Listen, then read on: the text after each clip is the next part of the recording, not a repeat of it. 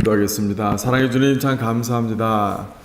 주님께서 오늘 아침에도 저희들 가운데 말씀하여 주시고, 또 말씀을 통하여, 또 성령님을 통하여, 또 주님을 만나는 귀한 시간 될 수 있도록 축복해 주십시오.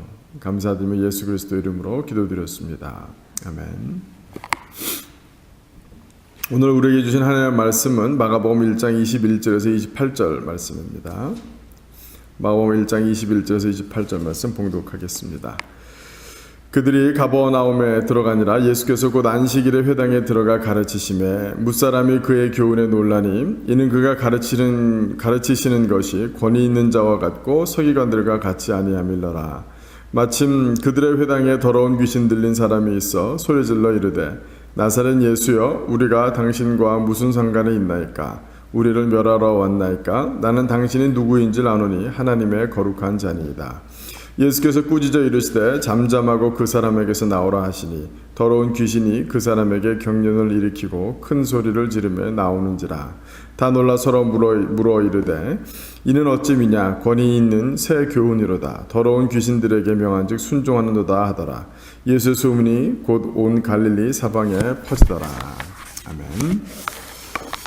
귀신이 귀신같이 한다라고 라고 하죠. 네, 오늘도 본문 가운데 보면 예수님이 회당에 귀신 들린 사람에게 꾸짖어 이르셨는데 그 전에 귀신이 먼저 예수님을 알아보는 23절 말씀이죠. 24절 보시면 놀라운 일이 있었습니다. 그러면서 귀신조차도 예수님이 하나님의 거룩한 자이심을 분명히 알았습니다. 어제 말씀에 이어서 사실은 마가복음에 의하면, 마가에 의하면 예수님의 첫 번째 사역이 기록되어 있습니다. 이 예수님의 첫 번째 사역 가운데서 예수님이 안식일에 회당에 들어가셔서 가르치셨고, 또 그 안에서 귀신 들린 자들에게서 귀신을 내쫓는 그런 놀라운 역사가 있었습니다. 오늘 본문 가운데서 계속해서 거듭 반복되고 예수님이 가르치시던, 아니면 정말 영적인 세력을 쫓아내시던 뭐든지 간에 핵심적인 단어는 권위라는 것입니다. 권세라는 것이죠.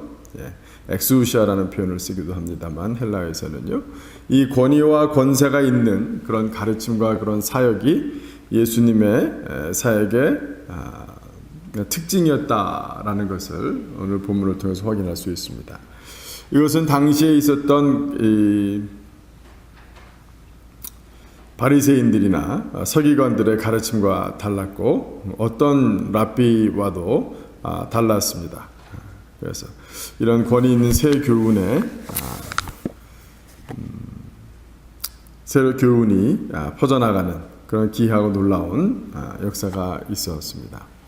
예수님의 이 첫 번째 사역 가운데서도 이런 권위가 드러났듯 오늘 사실은 하나님의 예수님을 통한 이 땅 가운데 임한 하나님 나라의 통치에 대한 시작임을 우리가 잘 알 수 있습니다. 어제 본문 가운데도 예수님께서 말씀하신 건 뭐냐면 천국이 가까웠으니, 그것은 이제 마태복음에서는 천국이라는 말을 많이 쓰죠. 근데 어저께 우리가 본문에서 보았던 것처럼 예수님께서는 하나님의 나라가 가까이 왔으니 회개하고 복음을 믿으라 하셨습니다.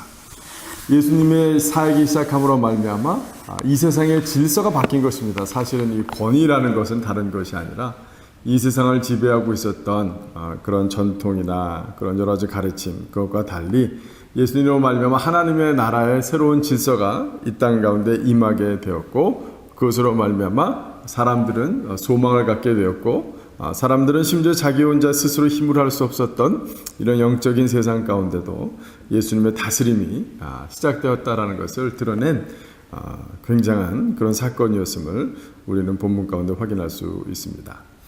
우리는 이 땅 가운데서 사실 우리가 예수님처럼 이런 놀라운 기적을 일으키는 그 일 가운데는 우리가 부족함이 있습니다. 그럼에도 불구하고 이 땅 가운데 속하지 않고 하나님 나라에 속한 자들로서 하나님 나라의 통치에 대한 그런 소망을 가질 필요가 있는 것입니다. 여기서 나오는 권위란 정말 하나님 나라에 속하였다, 하나님 나라의 통치와 질서가 이 땅 가운데 임하였다라는 것에 대한 분명한 확신일 것입니다. 우리는 예수님을 따르는 제자로서 내가 믿는 예수님께서 살아계셔서 지금도 우리를 통하여 권세 있는 가르침을 허락하시고 우리를 통하여서 우리가 마음대로 할 수 있는 일은 아니지만 그래도 불구하고 이 영적인 영역 가운데서도 주님께서 새 일을 행하심을 우리는 잊어서는 안 될 것입니다. 우리가 이런 영역 가운데 우리 스스로 제한할 필요는 분명히 없는 것입니다. 우리는 이런 일을 하지 못한다 할지라도 우리 안에 계신 예수님께서 우리를 통하여 예수님의 일을 일으키실 수 있다라는 사실을 우리가 잊어서는 안 될 것입니다. 우리가 그런 것들도 기대할 줄 알고 심지어는 우리 교회 역사 가운데도 우리가 기적을 주관할 수는 없지만 그래도 불구하고 우리의 교회 역사상 가운데서도 우리가 지난 교회 생활 가운데서도 그런 일들이 있었던 것은 우리가 부인할 수 없고 또 우리가 어떤 때는 증인이 되기도 하였던 것입니다. 그 권위가 우리 안에 또 우리 교회 안 가운데 그런 새로운 권세가 또 흘러넘치는 것을 기대하면서 또 주님 앞에 우리의 삶을 드리는 그것을 기대하는 저와 여러분이 되기를 주님의 이름으로 축원합니다. 이제 함께 제가 먼저 기도하도록 하겠습니다.